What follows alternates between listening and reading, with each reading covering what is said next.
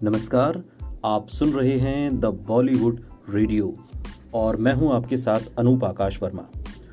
सोचिए वो कौन सी दृष्टि थी जिससे सूरदास या रविंद्र जैन न सिर्फ इतनी खूबसूरत चीजें देख लेते थे बल्कि उन्हें अपने गीतों, अपनी धुनों में सजा भी लेते थे। और ऐसे कि उनके गीतों को पढ़ने वाले, उनकी धुनों को सुनने वाले भी ये सब जस का तस देख पाते थे, महसूस कर पाते थे। रविंद्र जैन 28 जनवरी साल 1944 को अलीगढ़ में जन्मे। आंखें यूं तो बंद थीं कि चीरा लगाना पड़ा। आंखें तो दिखने लग गईं लेकिन आंखों से कुछ दिखा नहीं। डॉक्टर बोले कि शायद बाद में दिखाई दे, उम्मीद है। रविंद्र जैन ने एक बार बताया था कि मैं ईश्वर का शुक्रगुजार हूं, उसने मेरी आंखों की बजाय मेरा दिमाग रोशन किया है। पिता एक जैन पंडित थे और पंडित इंद्रमणि जैन वैद्य थे।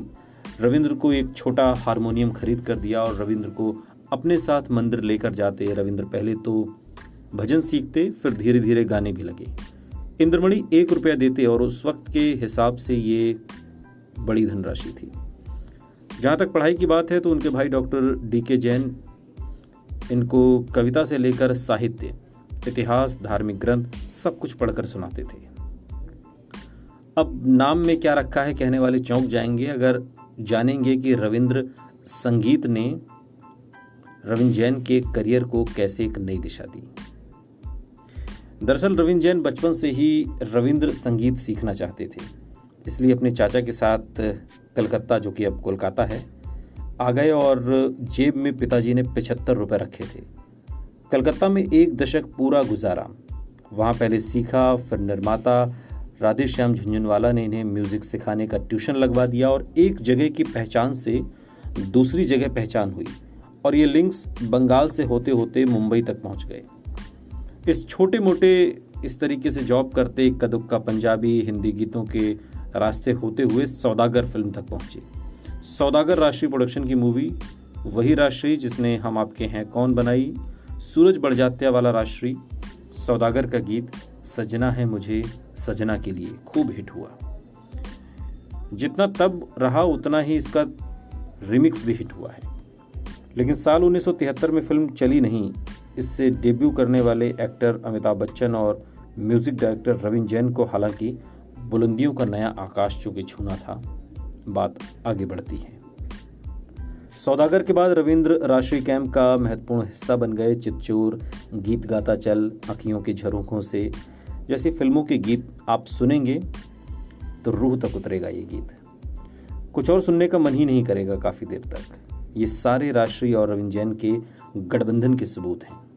संगीत और लिरिक्स से लेकर कई गीतों में तो आपको आवाज भी रविंद्र जैन की ही सुनने को मिल जाएगी। येसुदास और हेमलता की आवाज अगर कहीं सुनने को मिल जाए तो आप ब्लाइंड गेस कर सकते हैं कि म्यूजिक और लिरिक्स रविंद्र जैन के होंगे और आप ज्यादातर सही ही निकलेंगे। राष्ट्रीय के साथ वहां उनका बड़े पर्दे के लिए कोलैबोरेशन यादगार रहा और वहीं छोटे पर्दे के लिए उन्होंने सागर आर्ट्स के साथ मिलकर धूम मचाई। रामायण, श्री कृष्णा, अलिफ लैला, अपने समय में इन धारावाहिकों ने ही इनके गीतों में भी अपार सफलता है। रविंद्र जैन की लव स्टोरी बहुत दिलचस्प रही और लव स्टोरी के अलावा उनका जो फिल्मी सफर रहा वो भी बेहद दिलचस्प रहा। कई मुश्किलों का सामना करना पड़ा और राज कपूर के साथ एक किस्सा बड़ा दिलचस्प है।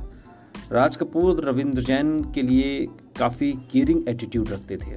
पूना में राज कपूर का फार्म हाउस था और उस दिन वो वहीं ठहरे थे। रविंद्र जैन को कॉल लगाकर भोजन का आमंत्रण दिया। हालांकि दूध का जला छाछ भी फूंक फूंक कर पीता है, लेकिन फिर भी अब की बार गुगली होने की उम्मीद कम थी। उसके बाद जैसा रविंद्र जैन ने दूरदर्शन को दिए एक इंटरव्यू में बताया था कि देखा तो जाकर राज कपूर बैंगन का भरता बनाने में लगे थे, मार उसमें घी और मसाला लगा रखा था। उन्होंने कहा कि तुमको खाना है या ये इतना बड़ा बैंगन। और हम लोगों की ट्रेजेडी ये है कि हम जैन प्याज नहीं खाते, बैंगन हमारे यहाँ नहीं खाया जाता। उन्होंने कसम दे दी कि मेरे मरे पे अगर तुमने ये न खाया तो।